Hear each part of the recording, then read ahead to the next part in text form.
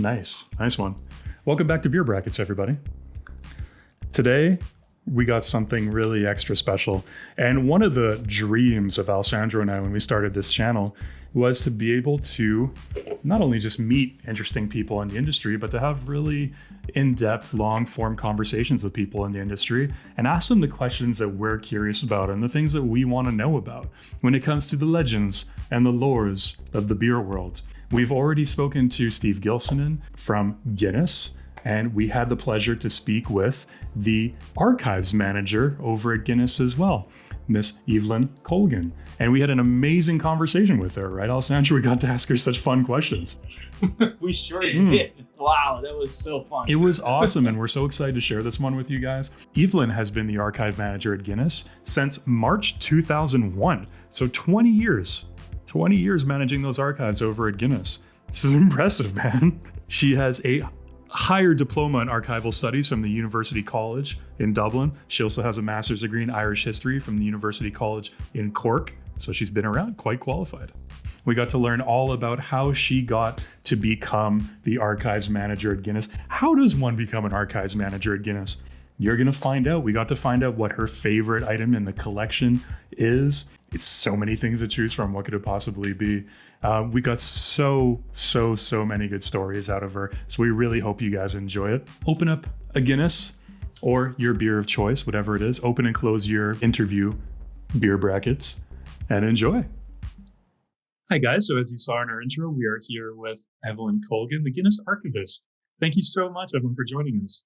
Thank you. Not at all. Thank you for the invite to be with you today.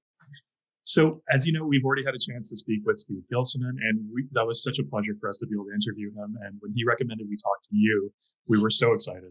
And I didn't even know that Guinness had an official archivist, but it makes sense that they do. And for us personally, we're so fascinated by the history of Guinness and the brand itself. It's such a pleasure to be able to talk to you today. The first question we have, which we do ask most of our guests, is, can you tell us what a day in the life of the Guinness Archivist is like? What's a regular day like for you? We're so curious. So there is no such thing as a regular day, which I'm sure Steve and a lot of other people who work in Guinness say on that as well. Yeah. So I suppose ultimately, in terms of my role, I manage the Guinness Archive. So my day to day is to do with the history of the brand, but actually that takes on so many different facets. The collection itself that I manage is really, really vast in terms of the quantity of material. So that's one element is managing the collection. But then ultimately, yes, we preserve this amazing history, but how do we use that to tell stories, to talk to people around the world about Guinness, to use the truths within our brand collections, I suppose, to inform the here and now and the future direction of the brand. So a day-to-day can be anything from doing media interviews, to talking to consumers. We do a lot of family history requests, people who would have had grandparents who worked in the brewery for many years. I could tell you a little bit about that in a while. So we do a lot of consumer requests, people who find weird and wonderful things related to Guinness up in their attic, or they might have found it on the car boot sale and looking for information. So that's kind of the consumer side of it. Then there's the collection itself, which is really, really vast. We have an enormous collection of photographs, records. So we have an ongoing process where we're digitizing that to make it available. So that's unlocking the collection itself. And then I would do a huge amount of work with the Guinness brand teams all over the world. So everything from fact checking to getting involved in different projects. I do think I'm probably one of the only archivists in the world that sit in on beer innovation meetings where we come up with the name for the next beer, or is there a spark of something in our history that can inspire the brewers for a new beer that they're going to create. So really, really vast spectrum, and working not just with teams here in Dublin, but truly around the world. That's so fascinating. So like you mentioned, if somebody has an artifact that they found that they believe is related to Guinness and its history, they can bring it in physically and have, let's say, you look at it and assess it and give them some details on it. Yeah, absolutely. So Guinness would have first started advertising, although we were founded in 1759. We didn't start advertising until the 1920s. And I guess then they had 170 years to catch up on. So we started advertising with gusto and creating items of memorabilia in vast quantities as well. So within our collections, we hold catalogues of materials that have been created. So that's everything from flying toucans to mugs to drip trays to everything that you can think of that would be Guinness branded. So we don't provide valuations. Very importantly, we're not an auction house, but we can let people know whether the material that they have is authentic and genuine, and try and date that item for them as well. That's fascinating. Wow. That's and you mentioned also, sorry, just to get back to the question, that a part of it is also if somebody's related to Guinness, like or their parents or grandparent were working in the brewery, that's also something that people can come just and ask and find like evidence. Yeah, absolutely. So when you think of the Guinness Archive, you may think all we hold is recipes for beer. We do hold recipes for beer, but we hold an awful lot more than that. And I think that's one of the really, really interesting things about Guinness, is that it is so much more than a beer. It is a brand. It is part of Irish culture. I know from talking to you both, you've both spent a bit of time in Dublin and a bit of Ireland, and there's just this incredible sense that Guinness is very much part of the national culture. And actually for Irish people, there's an incredible sense of ownership that people feel to the brand.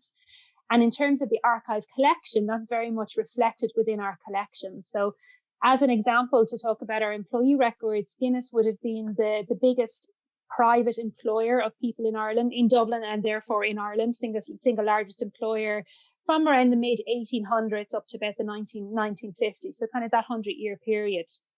And Guinness were really well known for being a very good employer and for looking after their workforce. And that built up, I suppose, as a result of the benefits that came with working in the brewery, one of which was a non-contributory pension that was paid out to all employees from the 1870s, 1880s onwards.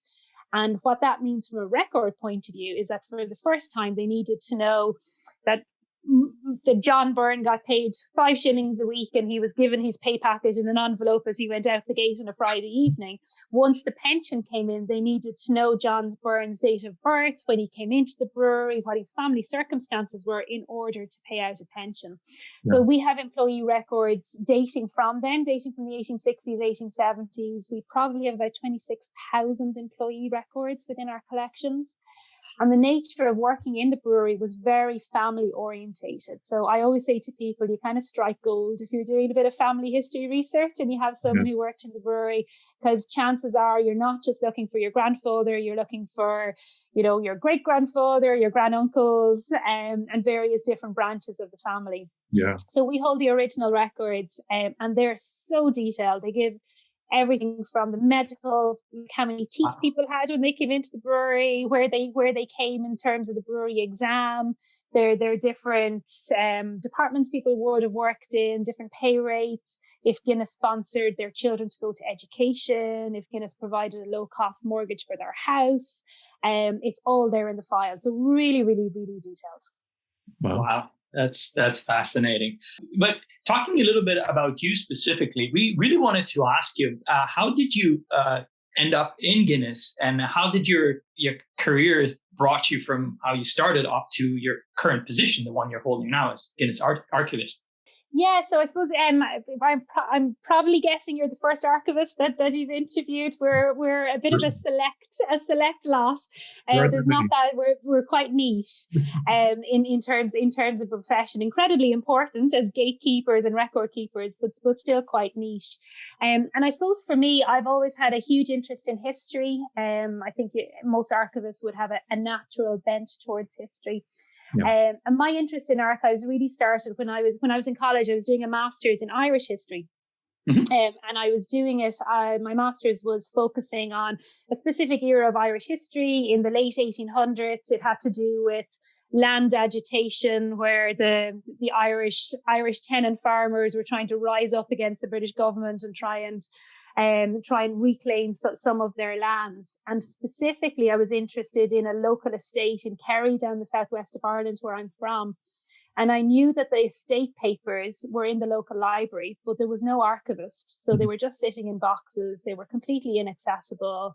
And I suppose that got me thinking, I love history. This is what an incredible, and I didn't even know what an archivist really was at that stage either, but what an incredible job to be working with the raw materials of history and going through it, cataloging it and presenting it, and then to others to interpret. So that was the spark, I suppose, in terms of archives and the potential interest in archives.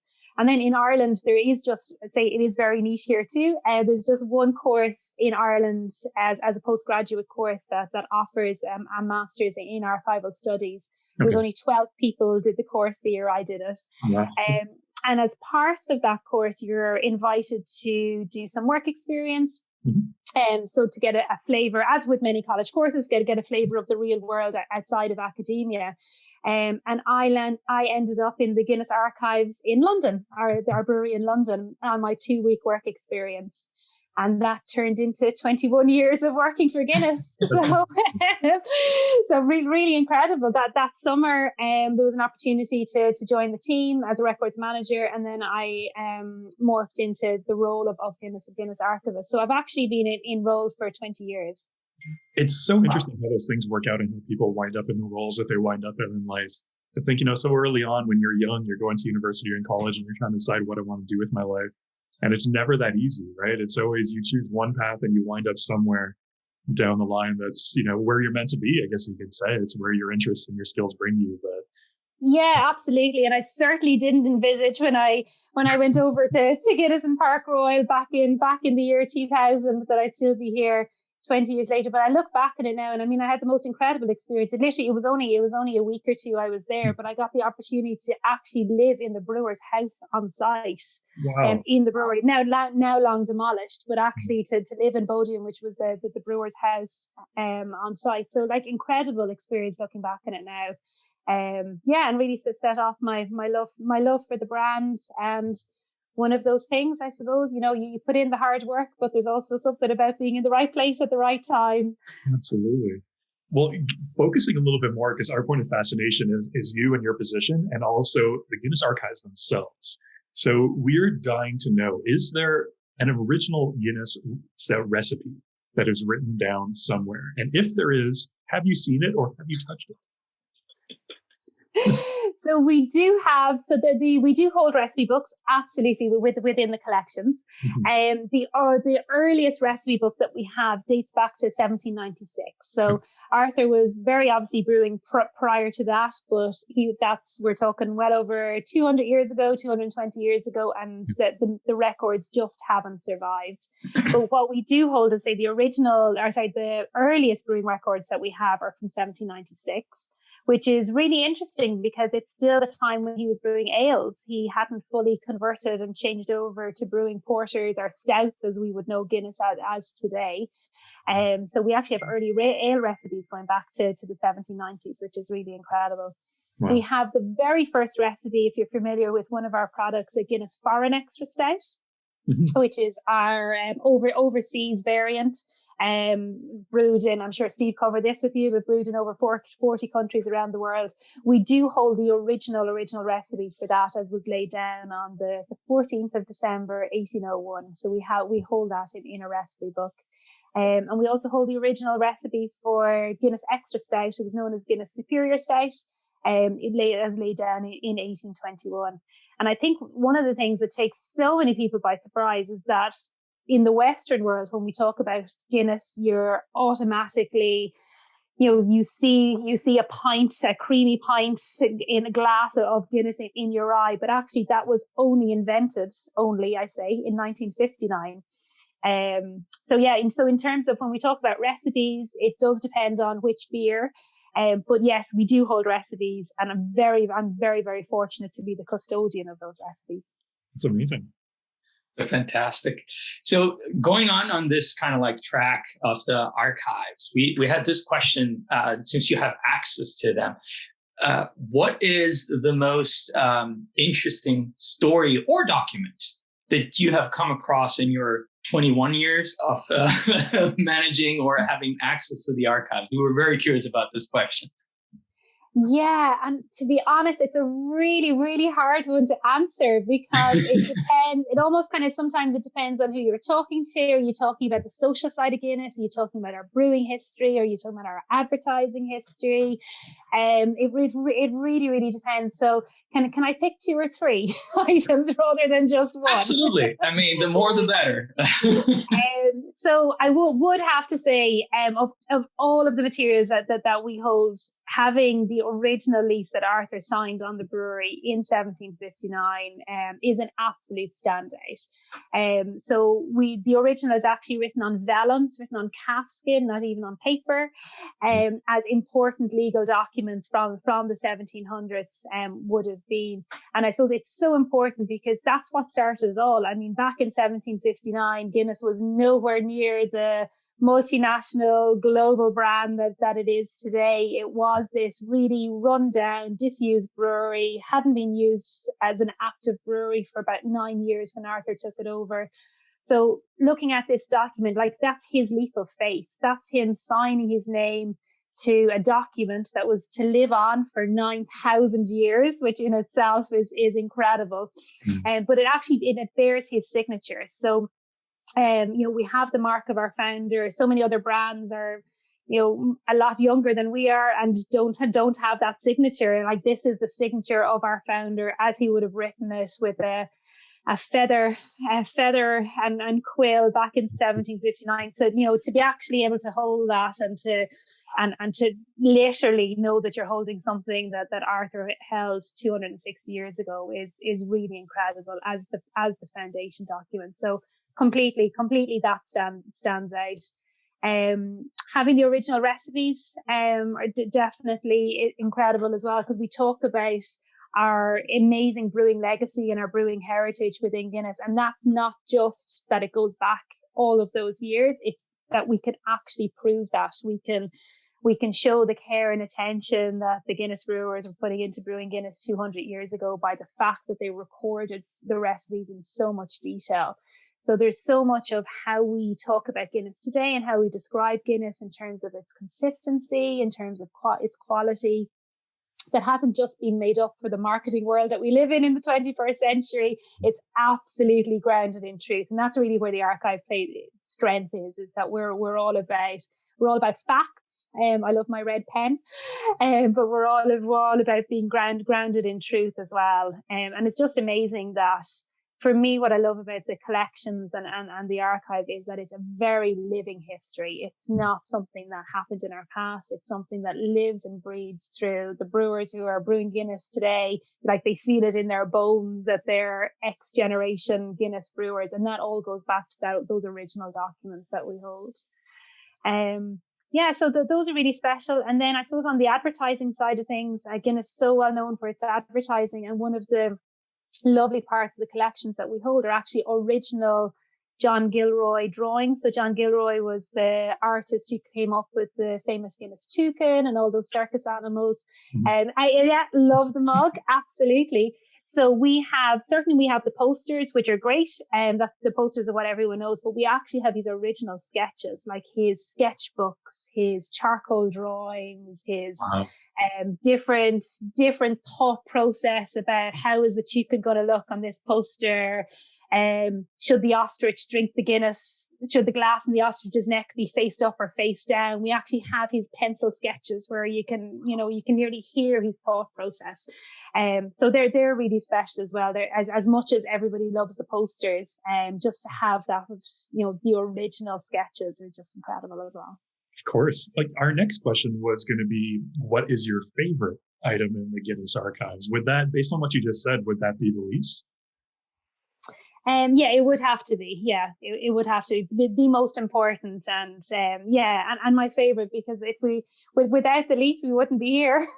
we wouldn't be talking about the legacy. So yeah, it would have to be. But there's so many amazing parts to the collection. Just being able to pick out one favorite is a really hard thing to do. All right. Focusing on the lease, though, because this is a point of fascination for us, is there anything you know as the archivist currently looking back on the history on how he convinced the owner of the St. James Gate Brewery to sign a 9,000-year lease? Is there any information about how that negotiation went down? Anything you can share about that, aside from the fact that it just happened, which is what most of us know? Yeah, so unfortunately, we don't have the background negotiating documents or things like that. That hasn't survived.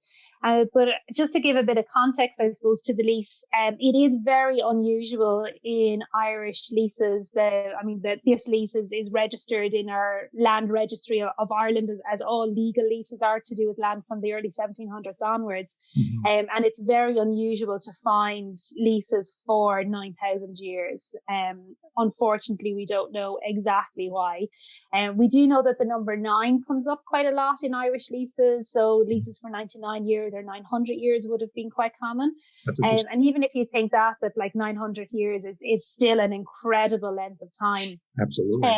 Yeah, it really is. And the thinking behind it, or the explanation, I suppose, that the land registries have for why long leases, even to the terms of 900 years, were laid down in Ireland in the 1700s, goes back to really what was happening politically and economically at the time. And from the 1600s onwards, again, a bit of Irish history lesson here. But from the 1600s onwards, Ireland underwent what was known as the plantations, where the monarchy in England, Ireland was governed by England at that time, and the monarchy in England were sending over their lords over to Ireland and taking Irish lands away from Irish people and supplanting them in terms of the plantations with their preferred lords and earls. Mm-hmm. And one of the ways that Irish people had to try and keep literally Irish lands in Irish hands was to create these really long leases. So it doesn't quite explain why it's 9,000 years, but it does give a bit of context as to why long leases were created at that time. That's really interesting. That's amazing. Yeah, that provides at least a small answer to the question how the 9,000 years could have come about. That definitely makes sense. Yeah. The lease that's on display in the storehouse in Dublin, the one that's under the glass on the floor when you walk in, that's a reproduction, correct? And the original one is locked up in the archives and stored away? Yeah, that's it exactly. So it's a reproduction, and we make no bones. We don't pretend that it's the original. Yeah. But it's a reproduction that's on display in the storehouse, absolutely, as you say, and it's embedded into the floor of the visitor experience as you would have seen it.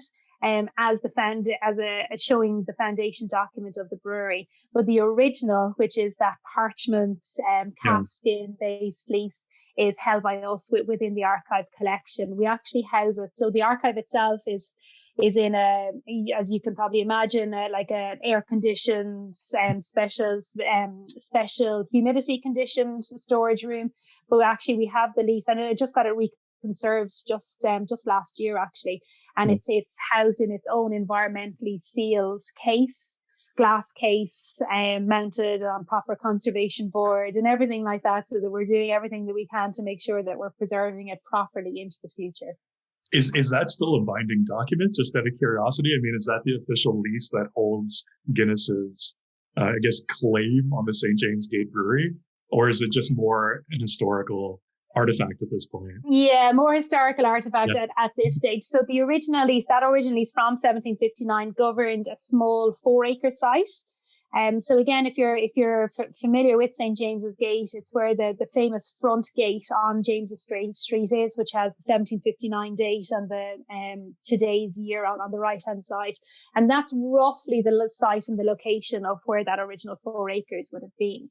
And over the years, then, as Arthur's beer got more popular, the brewery had to expand, and so grew up over and around those 4 acres.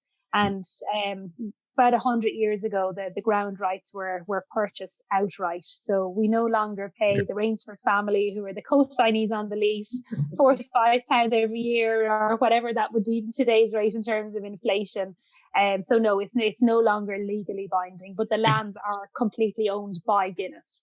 We were wondering about that, because we're like, after all this time, who's still enforcing this lease and who is? So that makes perfect sense. Yeah. Well, talking a little bit about a different topic here, the Guinness family in general has always been giving back to the community, to Dublin, to their workers. Like you mentioned, like having those pension plans from the beginning and all those records. How much do you think of that mindset comes from Arthur and from the family, and was like kind of like spread across like the whole company and keeps like kind of going with that mindset? Yeah, it definitely does go back to Arthur. I mean, we owe him so much in terms of his legacy and what he laid down. And we do have a couple of examples. Again, that it's not from original letters within our archive, but from third party sources of different activities and initiatives that he was involved in during his lifetime. So we know, for example, that he was in his lifetime there was no such thing as state hospitals or public health, but we know that he sat on the board of one of the local hospitals in the area, and that meant that actually there was 10 beds available for his workers, should they need healthcare. So from the very, very beginning, there was this ethos of looking after the people who were working for you, and then as the brewery became more and more successful, looking after the communities in which you were based, and like that's so true, especially of the Dublin 8 or the Liberties area, which is where the Guinness Brewery is based in Dublin. There's so much of the Dublin 8 area that's been influenced by the brewery over the years, and that's from public parks to housing to the restoration of cathedrals. The fact that the brewery was the largest brewery in the world and the largest private employer in Dublin meant that if you worked in the brewery, you got all these extra benefits that were really unheard of back in the 1860s, 1870s. I mean, last year we celebrated 150 years of our medical centre on site, which was for not just employees, but for their families as well. One of the stories I always tell about that is that in a very, very male-dominated working environment in the early 1900s, the brewery employed a midwife to look after the wives of their families, or the wives of brewery employees. So it really was this sense of, the right thing to do is to look after employees. They built incredible housing that people still live in, like a really well sought after housing now 120 years later. So it's that looking after the workforce and then spreading that out into the community. And then I say as Guinness has grown around the world, one of the first overseas breweries that Guinness built was in Nigeria, outside of the British Isles.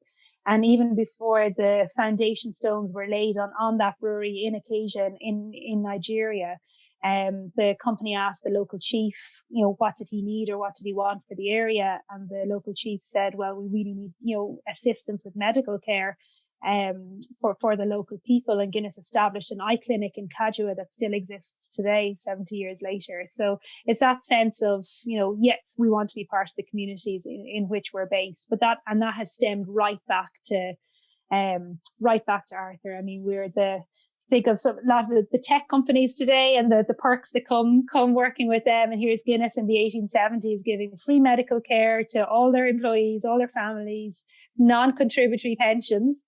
If you worked for the brewery, huge amount of education, loans to buy your own home, like really, really innovative and ahead of their time. That's amazing. Well, shifting gears just a little bit, we want to focus a little bit on the different varieties of beer available at Guinness and the different innovations and techniques that have come up over the years, specifically about the Guinness Draught system. When was this born and how did this new technique come to life? Because you mentioned how Arthur might be shocked by what's that white head on the top of this pint of Guinness. What can you tell us about that specific innovation that Guinness came up with? Yeah, so I think it's all to do with beer trends, which are ever evolving, as we know.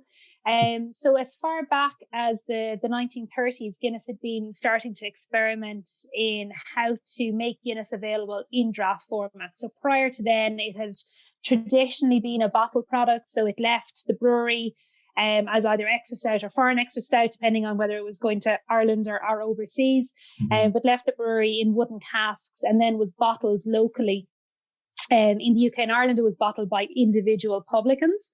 And for overseas, then it would have been bottled by big third-party distributor companies who would have bottled and then shipped the beer to the States, to Canada, to Australia, to the Far East, to wherever. So traditionally, it was a bottled product, but actually in Dublin, by the turn of the 20th century, nearly about 30% of Guinness was being made available in draft format. But it was a really convoluted, complicated system where you had two casks. One was a high gravity cask mixed then with a low gravity beer, and it was definitely down to the skill of the barman and how he was pouring the beers and mixing them. Very, very convoluted. So come the early 30s, then Guinness decided to start a couple of different investigations. It was the start of the use of changeover to metal casks from wooden casks and looking at different gas mixtures. But it really took them another 25 years before they were able to come up with draft Guinness as we know it today. And now it was created by the man who's credited, I suppose, with coming up with the successfully introducing nitrogen into the beer, was a gentleman called Michael Ash. He was a mathematician. He'd got a triple first in Oxford and in Oxbridge, and he came into the brewery after the Second World War as one of the first non-brewers to come in and learned his brewing then on the job when he came into the brewery. But he always says that gave him a fresh pair of eyes, because he came in as a mathematician, a very, very analytical mind. As opposed to maybe some of the mad scientific brewers that were around at the time. And he was the one who, there'd been various different experiments and anecdotally experiments in Dublin of publicans using foot pumps to inject air into the beer. So loads of different things were going on anecdotally, but Michael Ash was the first person to be able to devise a mixed gas dispense system. That would marry nitrogen and carbon dioxide, in the same keg as the beer. So to two separate chambers, but in the one enclosed keg. And that really was where draft was born. So it was launched in 1959, which was the 200th anniversary of Guinness, founded in 1759. So launched as an anniversary product. And just really completely took over and completely cannibalized nearly sales of the bottled Guinness at the time, just became hugely popular.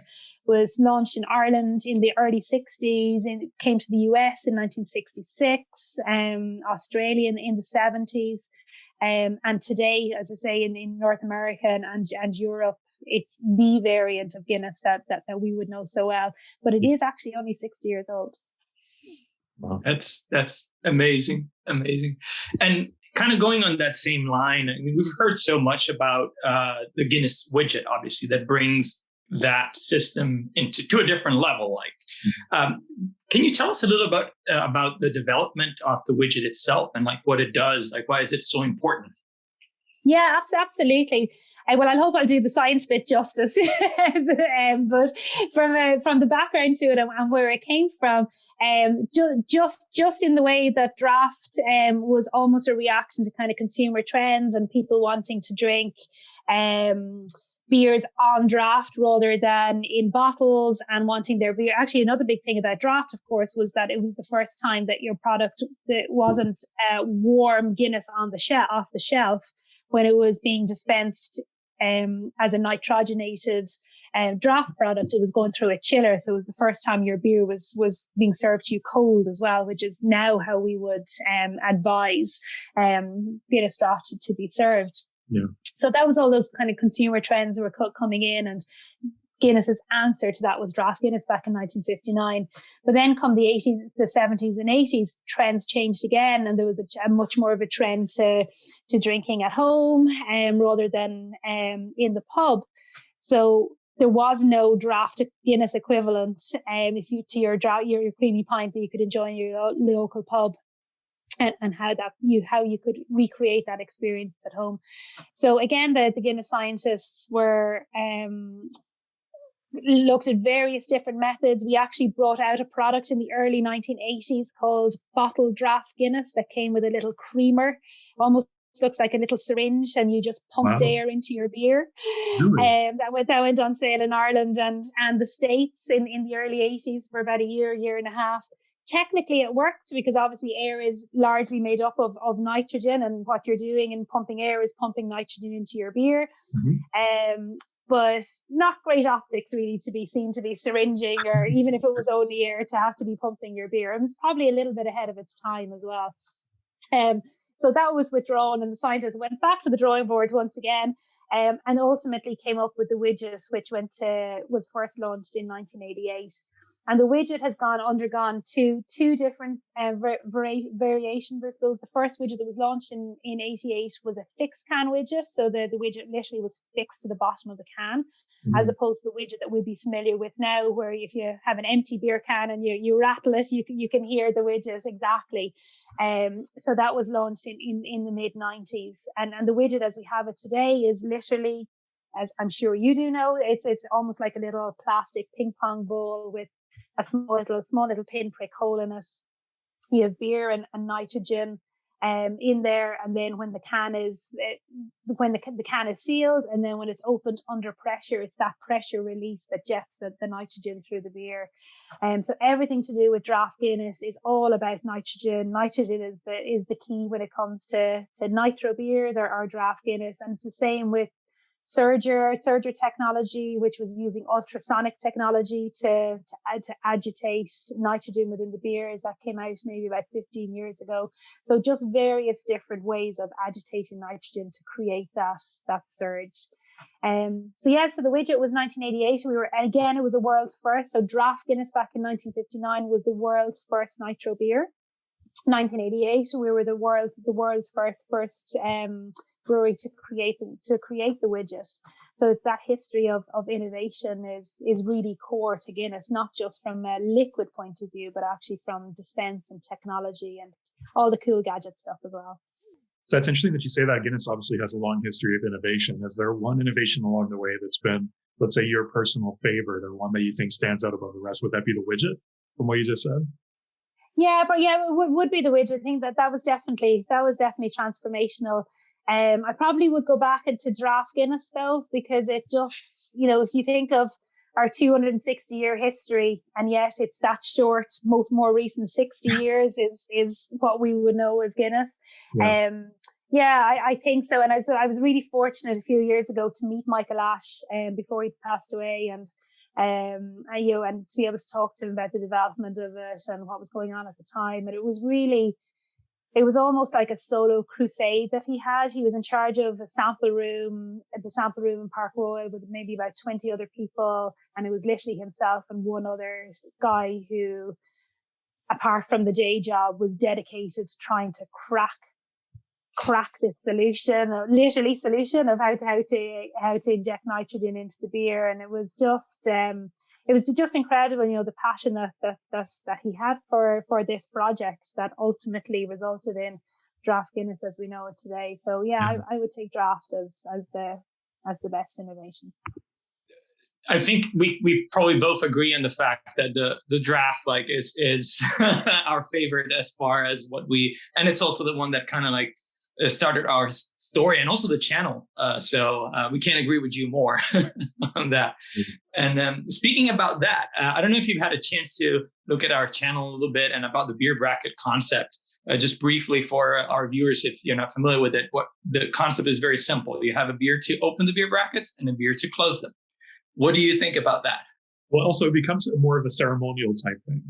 So it's making a point of socializing and also talking about the beers that you're drinking. And so going deep on the history of either the breweries, the type of beer, so on and so forth. But it's more making it more of a social event to have an opening and a closing beer and to encase them within the brackets. So you're looking for my opening and closing beer, is it? Well, no, just what you think about the concept in general, I would say. Oh, the concept. Yes. Yeah, absolutely. I mean, beer is all about, beer is communion, isn't it? And exactly. no more so than Guinness. Guinness is absolutely a brand that's about communion. But ultimately beer is, you go back to back to the times of the Romans and Greeks drinking beer, and it was all about getting together. It wasn't about sitting on your own in your house, which is fine too. But in general, the beer is communion. It's something that brings people together. It's an enabler to conversation. It's an occasion for celebration. So yeah, absolutely. Couldn't agree more. Ellen, thank you so much for your time. This has been incredible to have the chance to talk to you. And this is so much valuable information that we appreciate personally, and I'm sure our viewers are going to love watching. Thank you so much for taking the time. Is there anything that you would like our viewers to take a look at, whether that be social media profiles or anything on your end or any project that you're working on that you would like people to check out? If there isn't, you can mention it now. Yeah, great. Yeah, so we do have there is some information on the archive on the Guinness Storehouse website.